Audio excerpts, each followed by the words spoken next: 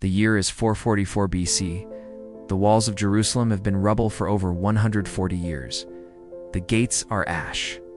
The city of God, once the crown jewel of the ancient world, the city of David.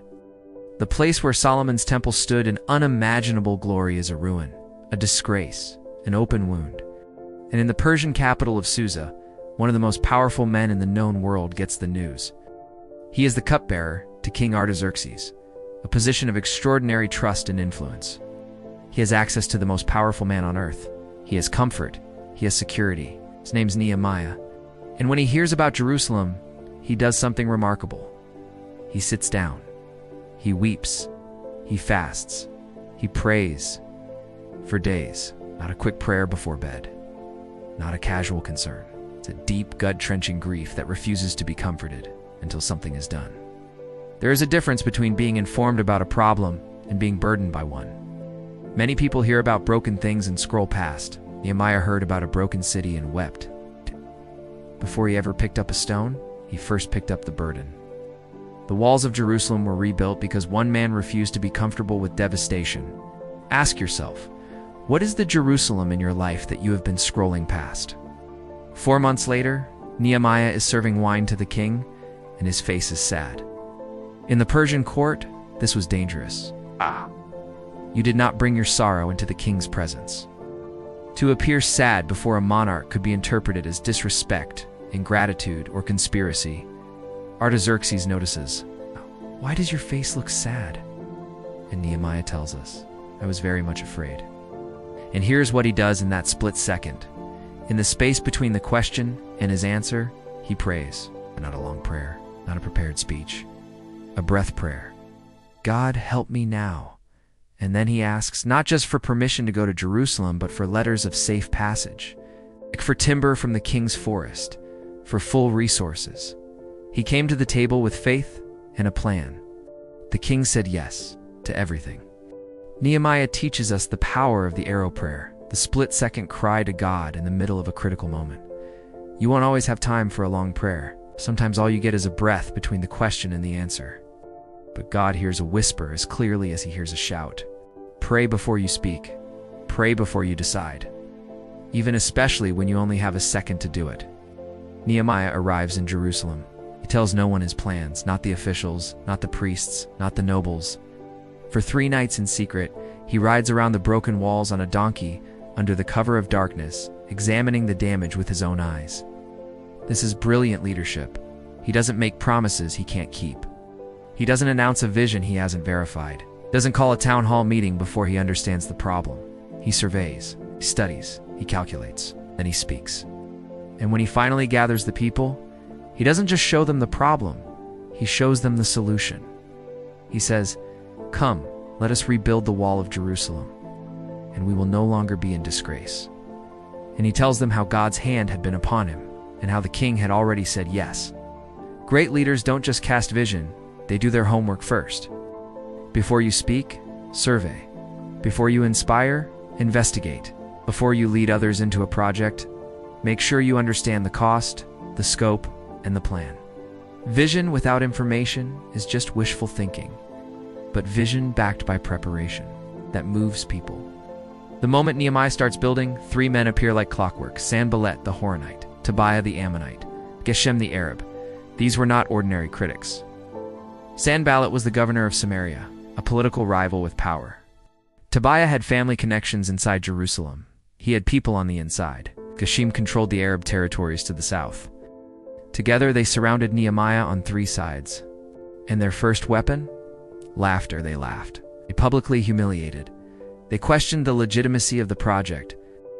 They tried to make the builders feel foolish for even trying. And Nehemiah's response? He doesn't debate them. He doesn't hold a press conference. He prays, and he keeps building. Mockery is always the first weapon of those who want to stop you from building. Because if they can make you feel stupid for trying, they never have to physically stop you. You'll stop yourself. The enemy knows that discouragement is cheaper than destruction. Nehemiah's answer to mockery was not a clever comeback. It was mortar and stone. Keep building. The best response to people who say it can't be done is to do it. When mockery fails, the enemies escalate. They conspire to come and fight against Jerusalem, to create confusion and stop the work by force. They spread rumors. They recruit allies. They plan an ambush. The people of Jerusalem begin to panic. They say, "The strength of the laborers is giving out, and there is so much rubble that we cannot rebuild the wall." Discouragement from without has now become discouragement from within. The workers are tired. The pile of rubble feels endless. The threat is real. What does Nehemiah do? He arms them. He positions families together at the exposed sections, so every man is fighting for his own home, his own wife, his own children. He assigns half to work and half to stand guard. And he gives them a rallying cry that echoes across 25 centuries. From that day on, every builder worked with a trowel in one hand and a sword in the other. There are seasons when building and guarding must happen at the same time. You cannot always lay down your weapons to work, and you cannot always stop working to guard. Nehemiah understood that real progress sometimes requires you to fight and build simultaneously, to protect your vision while you are still constructing it. Know what you are fighting for. When you can see your family's faces in the mission, you find strength that exhaustion cannot touch. While the walls go up, Nehemiah faces a battle nobody expected, not from Sanballat, not from Tobiah, but from his own people. The wealthy Jews are exploiting the poor ones. The builders are so consumed with the project that their families are starving. The nobles are charging interest, taking their fields, their vineyards, even their children as dead slaves. The very community Nehemiah is trying to restore is eating itself alive. And Nehemiah, he is furious. He calls a great assembly. He confronts the nobles publicly, not behind closed doors, not in a whisper. Publicly, he shames them, makes them swear an oath before the priests to restore what they have taken. And then he reveals something extraordinary about his own conduct as governor. Nehemiah, as governor, was entitled to significant provisions from the people. He waived them all for 12 years and paid for everything out of his own pocket. True leadership does not extract from those it serves, it pours into them. Nehemiah had every legal right to profit from his position. He chose sacrifice instead. And this is the mark that separates a leader from a ruler. A ruler demands tribute. A leader demands excellence of himself first. If you are leading people, the first question is not what do I get, but what am I giving up so others can rise? The wall is nearly complete, and the enemies get desperate. Sanballat and Geshem send Nehemiah a message. "Come, let us meet together on the Plain of Ono." It sounds reasonable. A peace summit, diplomatic conversation. Reasonable men negotiating. But Nehemiah reads it for what it is, a trap. They want to get him away from the walls, away from his people, away from God's protection, so they can harm him. He sends back for words. 4 of the greatest words in leadership history, for invitations. 4 times Nehemiah says no. Then they try fake news, spreading a rumor that he is planning a rebellion, that he wants to be king. Nehemiah denies it, prays, and keeps building. Then they hire a false prophet inside Jerusalem to frighten him into hiding in the temple, to make him look like a coward. And Nehemiah says, "Should a man like me run away? I will not go. I am doing a great work, and I cannot come down." Write that on your wall. Tape it to your mirror. Say it every time something tries to pull you away from your purpose. Not everything that looks like an opportunity is one. Sometimes the meeting is the trap. Sometimes the invitation is the distraction. Learn to recognize the Plain of Ono, the place that sounds reasonable but is designed to stop your progress. Protect your focus. Guard your assignment.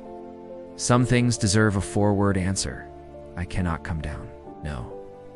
On the 25th day of the month of Elul, 52 days after they began, the wall of Jerusalem is complete. 140 years of shame, erased in 52 days. The Bible records one of the most stunning responses in all of Scripture.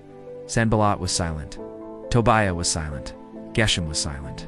The same mouths that laughed, threatened, and lied now had nothing to say, because the wall stood, and it said everything.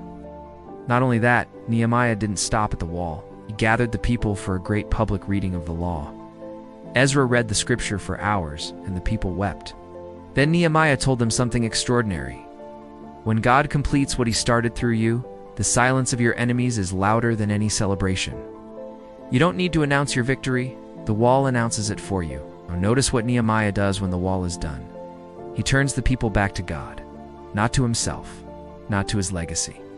Celebrate, and let the joy of the Lord be your strength.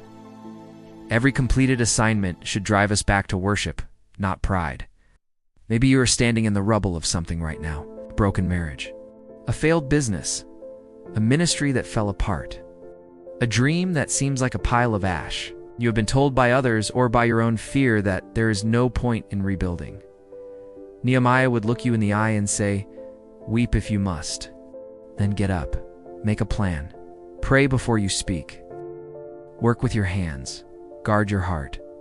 Don't come down from your assignment. And remember the Lord, who is great and awesome, the enemies in your life, the Sanballats who mock, the Tobiahs who infiltrate, the Geshems who surround. They are not stronger than the God who called you to build.